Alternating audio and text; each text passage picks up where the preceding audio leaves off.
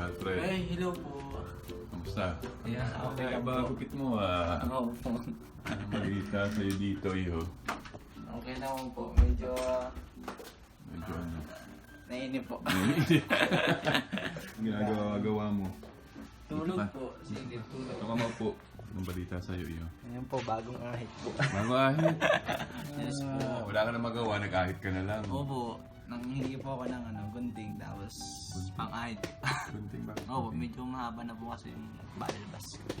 So, kwentuhan mo, ano nangyari sa'yo? Anong audition mo sa hunt? Simula po nung audition, medyo kinakabahan po ako nung araw na yon.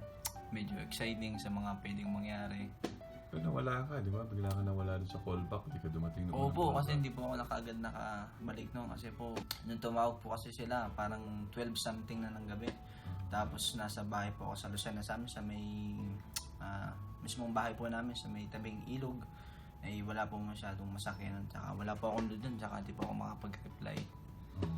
Wala pala yung bahay mo nga pa tabing ilog. Ganda nga nung ang lugar nyo eh. Maganda yung ilog sa tabi nyo. Pero pangit din mo pag kapag medyo hibas tapos Ano pag ibig sabihin ng hibas? medyo maliit po, low tide. Dahil Low tide. mahirap magbangka. Hindi po, pangit lang yung ng tubig.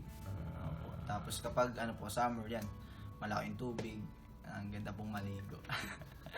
Naliligo ka na kasama ng mga kapatid mo. Marami kang kapatid, di ba? Hindi po. Lang po, dalawa lang po kami. Dalawa lang kayo. Mahihayin ka ba talaga? Parang hindi naman kita kilalang mahihayin. Hindi pa ako mahiyan. Pero siguro po, pag bago pa lang, parang medyo tahimik lang po talaga ako. Pero pag nakilala lang po talaga ako, pag talagang sa mga kaibigan, yan talaga pong maingay ako. Ano nangyari sa trabaho? Di ba may trabaho? Opo, trabaho pa ako. Nung una po, po ako sa fast food. Medyo maliit po yung sahod, tsaka mas gusto ko dito sa Maynila kasi medyo malaki po yung rate. Pero malaki rin yung gastos dito. Yun Kumpara lang sa po. probinsya. Pero mas okay naman po kasi may titirahan naman po ako dito. Kumusta mga magulang mo? Sa ngayon po, okay naman po sila. Yung nanay ko medyo parang medyo nalulung kasi magsulo na po sa bahay. Yes po. Kailan taon na ba nanay mo? 49 po, 49. Mag-isa siya, wala na siya mauutos-utusan. Hindi, meron naman po din siyang alaga. Kasi yung pamangkin niya po, pumupunta po lagi sa amin tuwing umaga hanggang hapon na po. So, kumusta experience mo doon sa isla?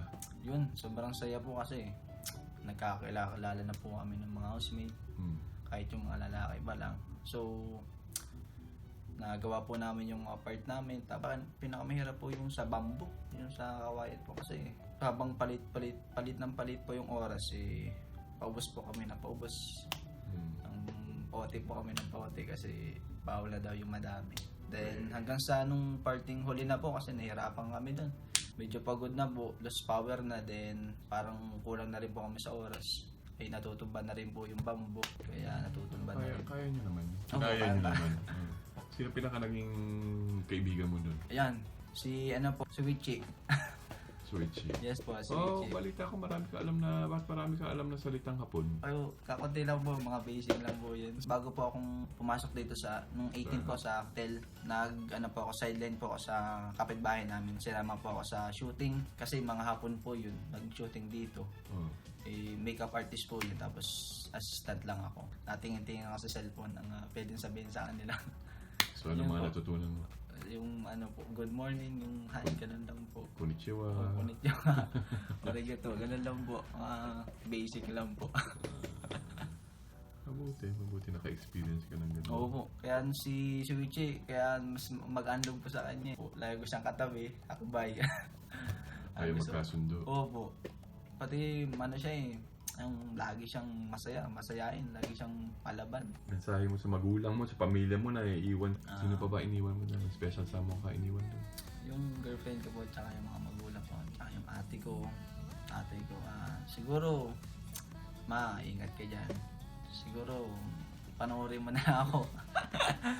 Hintayin mo na lang siguro kung anong pwedeng mangyari. Siguro magiging masaya naman siguro si mama kasi sa TV na rin naman po ako eh. Wala mo lang trabahuhin yan, ha? Oo po. Kaya sikap lang po, sipag, tsaka talagang wag maging kakalimutin. Wag maging mayabang siguro. Huwag magpabaya. Ha? Simula na yung trabaho para sa iyong pangarap. Opo. Tama po. Okay? Po. Salamat yun. Bye po. Bye-bye. Bye-bye po. Ikaw ang bituin